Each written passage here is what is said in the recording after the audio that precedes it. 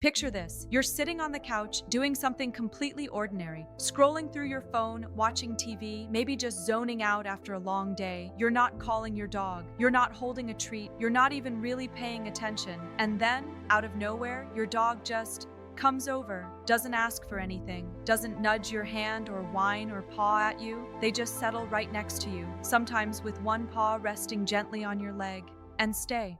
Just stay. Did you notice that moment? Because your dog did. And to them, it meant everything. Hi, I'm Sarah, a dog behavior specialist and the heart behind Paw Stories. I've spent years studying what dogs feel, why they act the way they do, and how the bond between dogs and their humans can be one of the most profound relationships in life.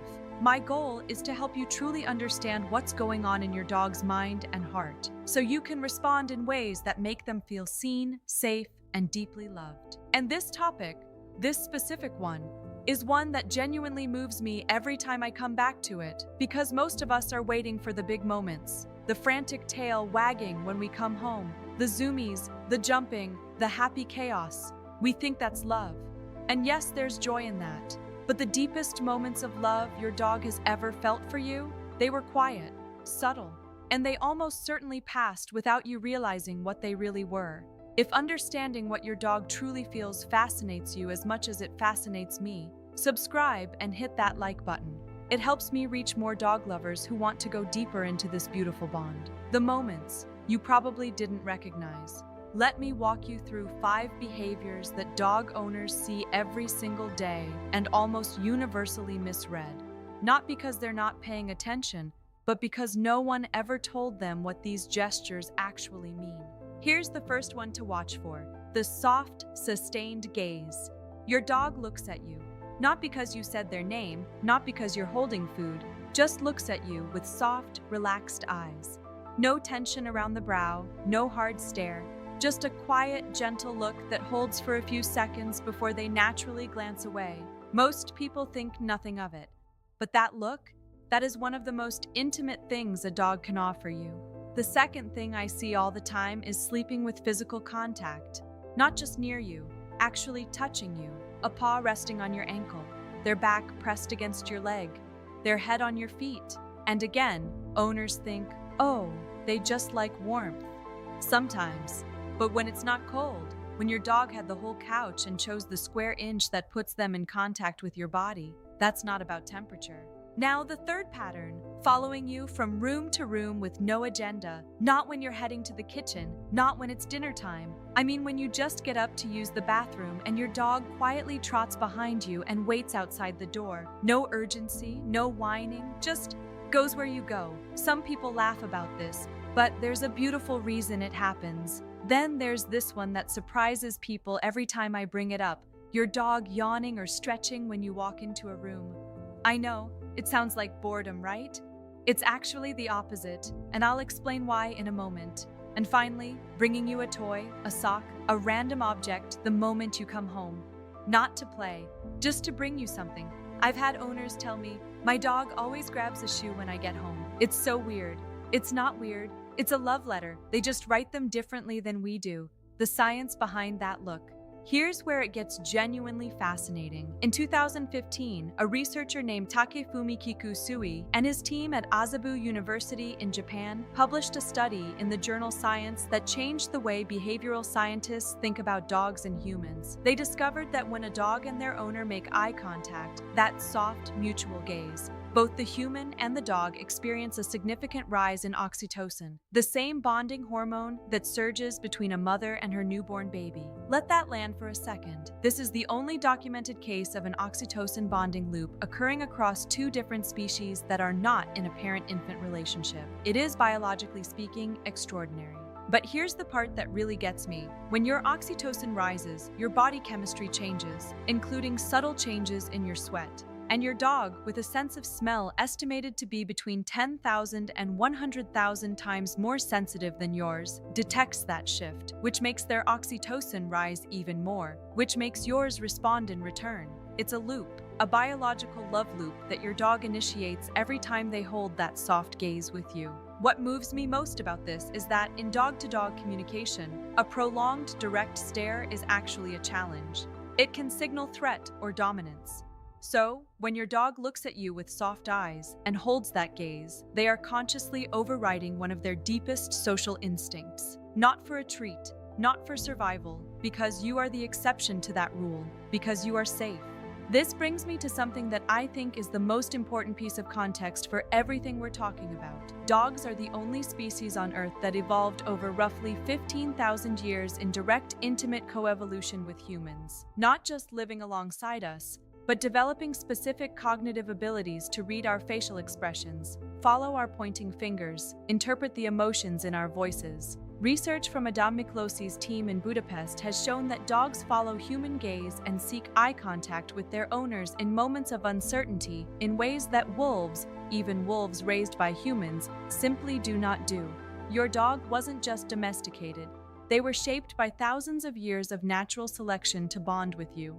The love they feel isn't accidental. It's the result of an ancient co-written story between our two species. So when your dog follows you room to room, that's proximity-seeking behavior, a deeply rooted mechanism for maintaining social bonds. In wolves, it happens within the pack. In your dog, you are the pack. You are the center of their social world. And when you understand that, the way they trail behind you to the bathroom stops being funny and starts being touching. The yawning and stretching, those are what behaviorist Turid Rugas documented as calming signals, a dog's way of communicating peace, relaxation, and positive anticipation. When your dog sees you enter the room and takes a long, slow stretch, they are releasing held tension. Their nervous system is literally exhaling because you're here. That's not boredom. That is relief and joy expressed in the quietest possible language. And bringing you an object, that traces back to affiliative behavior in social canids, the act of offering something of value as a gesture of greeting and belonging. Your dog isn't asking you to throw the sock. They're handing you something precious, because that's what you do for someone you love. When this becomes something to pay attention to now. And I want to be really honest with you here, because I think this matters.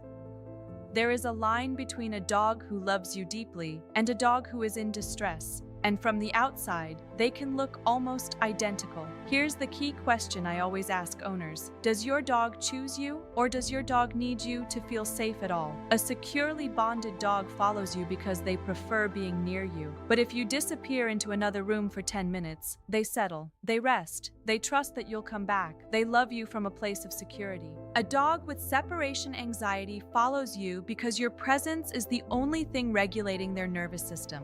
The moment you're gone, they're in a genuine stress response. We're talking activation of the HPA axis, the same physiological fear response triggered by real threat. These dogs may pace, vocalize, destroy things, or lose their appetite the moment you're out of sight. I've worked with families who had cameras at home and genuinely didn't know the extent of their dog's distress until they watched the footage.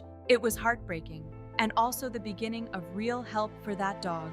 Here's what to watch for. If your dog's body is tense, rigid posture, panting, wide eyes, when you simply pick up your keys or put on your shoes, that's anxiety, not affection. If they physically cannot rest unless they're in direct contact with you, even in the middle of a comfortable, familiar environment, pay attention. If they're vocalizing, eliminating inappropriately, or showing signs of self-soothing behaviors like excessive licking only when you're gone, those are clinical signs that deserve professional support. I want to be clear, a dog can love you deeply and have separation anxiety. These are not contradictions. It just means they love you profoundly, but were never given the tools to feel safe alone. And that is absolutely treatable with the right support. Also worth mentioning, if your dog's behavior changes suddenly and significantly, if a dog who was calm becomes clingy, or a dog who was affectionate becomes withdrawn, please see your vet before assuming it's behavioral. Pain changes behavior in ways that look emotional. So does hypothyroidism. So do neurological changes. Always rule out the medical piece first. Your dog can't tell you where it hurts, so we have to listen with our eyes. How to respond in ways that actually work. Now that you understand what's really happening in those quiet moments, here's how to meet your dog where they are, in a way that genuinely works with their psychology rather than against it. The most common mistake I see from loving, well-intentioned owners is responding to their dog's affection with high-energy excitement. Every time the dog comes near, they get a big reaction, loud voice, fast movements, intense petting, and I understand the impulse completely. But what that actually does is teach the dog that closeness equals stimulation and arousal, rather than safety and calm. Paradoxically, it can actually increase anxiety over time. Here's what I always tell dog owners. Calm is a love language, and for dogs, it might be the most powerful one. When your dog gives you that soft gaze, look back at them with warmth and try a slow blink.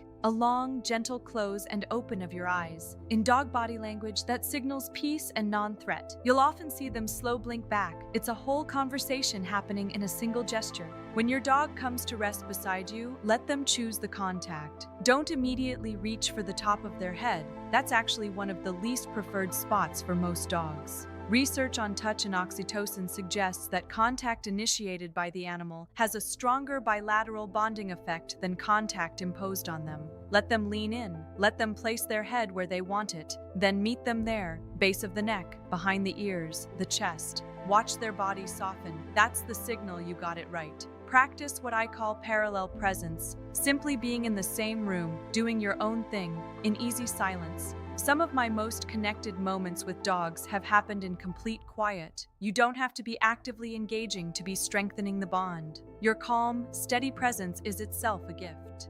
And if your dog leans toward that anxious end of the spectrum, build predictability. Same words when you leave, same calm energy when you return. No big reunion drama, which actually spikes their arousal right when you want them learning to settle. Small, consistent rituals that tell their nervous system, this is safe, this is known, this person always comes back. If you're concerned about separation anxiety, please reach out to a veterinary behaviorist or a certified applied animal behaviorist, not just a trainer. Separation anxiety is a clinical condition, and it responds beautifully to the right intervention. Your dog doesn't have to live in fear of your absence. What this moment really means.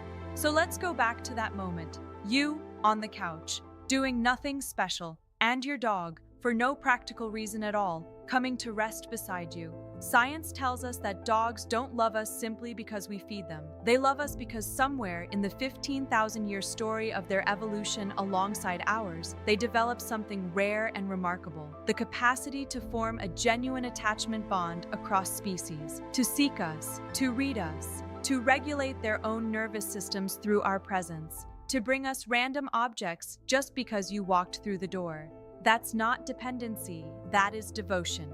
Ancient, wired-in evolutionary devotion. And in the middle of your ordinary Tuesday, your dog was living it quietly and completely. Now you know what those moments mean. Now, when your dog looks at you with soft eyes for no reason, you know a bonding loop of oxytocin is happening between you. When they follow you down the hallway, you know they are expressing one of the deepest instincts their species carries. When they stretch and sigh when you walk in, you know their nervous system just said safe. When they bring you the most ridiculous object they could find, know that to them it is a gift worthy of the person they love most. Respond with calm. Respond with presence. Respond with that slow, quiet blink, because you are their whole world, and now you know how to show them you understand. Share this with someone who loves their dog as much as you love yours. Subscribe to Paw Stories for more of this, because every dog deserves an owner who truly understands them. And please, leave a comment below. Tell me your story. Tell me what your dog does that you've always wondered about. That moment that made you stop and think, what is happening inside that beautiful mind? I read every single comment, and every story genuinely matters to me. See you in the next one.